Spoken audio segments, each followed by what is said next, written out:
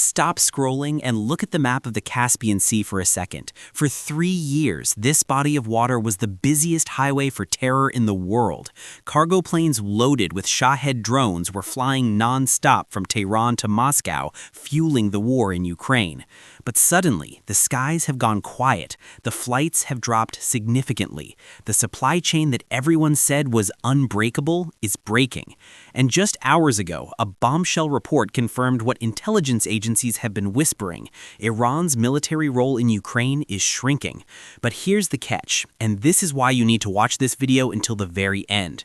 They aren't stopping because they want peace. They aren't stopping because sanctions worked. They're stopping because something much bigger and much more dangerous is about to happen in the Middle East.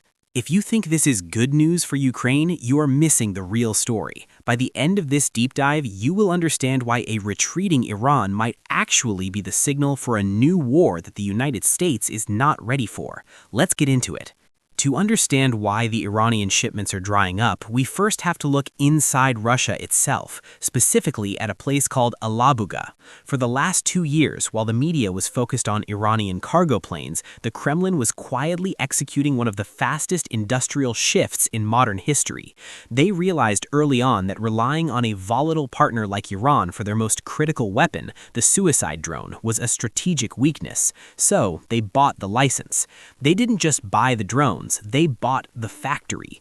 Deep inside the Republic of Tatarstan, the Alabuga Special Economic Zone has now reached full operational capacity.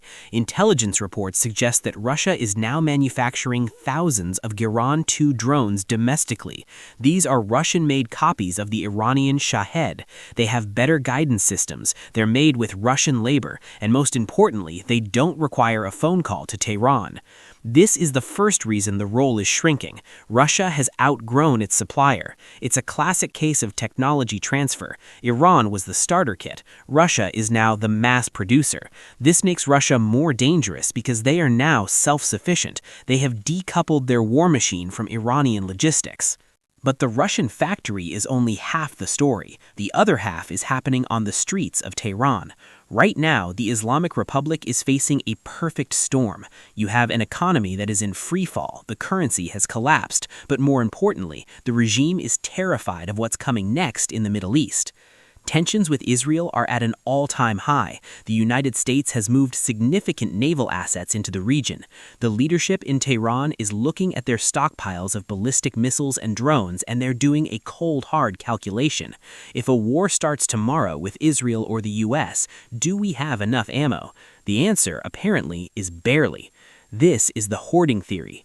Analysts believe that Iran is pulling back support for Russia not out of kindness, but out of necessity. They are hoarding their most advanced weapons, the Fatah 360 missiles, the newest Shahed variants, to defend the regime itself. They are entering survival mode. Think about it. Every missile sent to blow up a power plant in Kyiv is one less missile available to defend a nuclear site in Natanz. With the geopolitical temperature rising in the Persian Gulf, Iran can no longer be the arsenal of autocracy for foreign wars. They need every bullet at home. There's also a financial angle that nobody's talking about. This relationship was never about ideology, it was about business. Russia paid for the initial batches of drones with gold, cash, and captured Western weapons, but as Russia's own economy feels the heat of long-term sanctions, and as oil prices fluctuate, their willingness to pay a premium for Iranian gear has dropped. Why pay Tehran top dollar for a drone you can now build at home for half the price? We are seeing a transactional divorce. They are still allies politically, but the trade volume is crashing because the economics no longer make sense. And this brings us to the Trump factor, or the shift in US policy. Tehran knows that the window for recklessness is closing. They are likely trying to lower their profile in Europe to avoid giving the new US administration an easy excuse to hit them.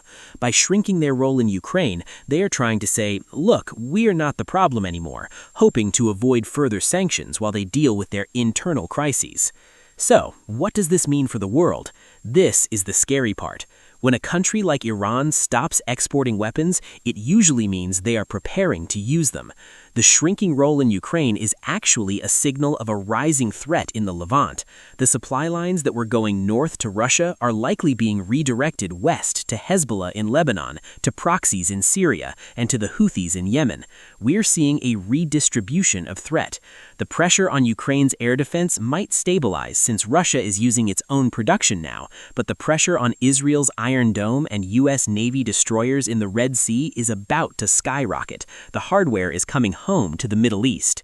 Furthermore, the damage is already done.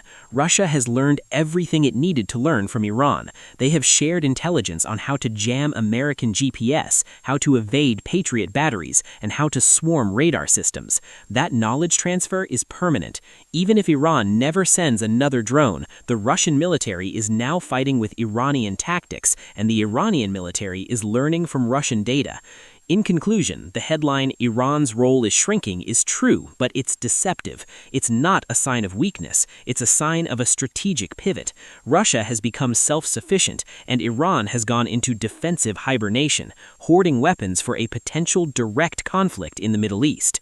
The war in Ukraine has evolved. It's no longer a proxy war involving Iran. It's now a fully industrialized Russian war. And for the United States, this presents a new nightmare: a self-reliant Russian military machine in Europe and a fully stocked, paranoid Iranian regime in the Middle East. This is the calm before the storm. The cargo planes have stopped flying, but the silos are full.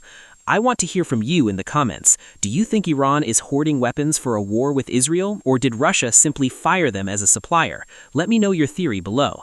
If you want to understand the exact capabilities of these new Russian-made drones, make sure you subscribe and click the bell icon. We are releasing a breakdown of the Alabuga facility next week that you don't want to miss. Thanks for watching.